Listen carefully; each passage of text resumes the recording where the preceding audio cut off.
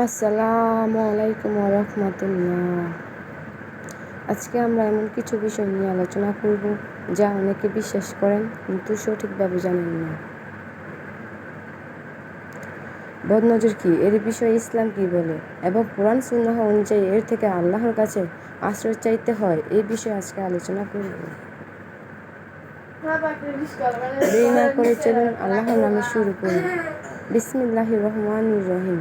শুরু করলাম পরম করুণাময় আল্লাহর নামে।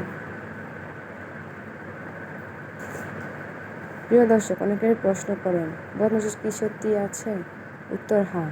ইসলামে বদনজরের অস্তিত্বের কথা সহিহ হাদিসে উল্লেখ করা হয়েছে। তবে আমাদের মনে রাখতে হবে, কোনো কিছুই আল্লাহর ইচ্ছা ছাড়া ঘটে না।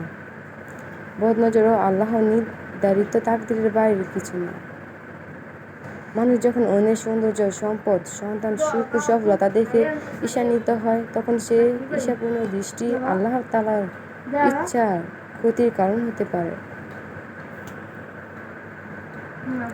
ইসলাম আমাদের হিংসা থেকে বেঁচে থাকতে আর অন্যের বরকতের জন্য দোয়া করতে শিক্ষা দেয়। আসুন জেনে নিই বদনজরের লক্ষণগুলো কী কী।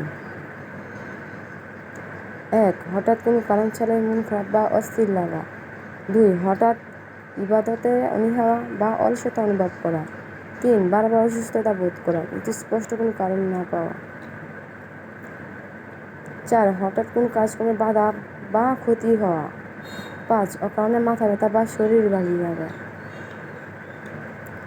6. হিংসা বা মানুষের প্রশংসার পর থেকে সমস্যা শুরু হওয়া।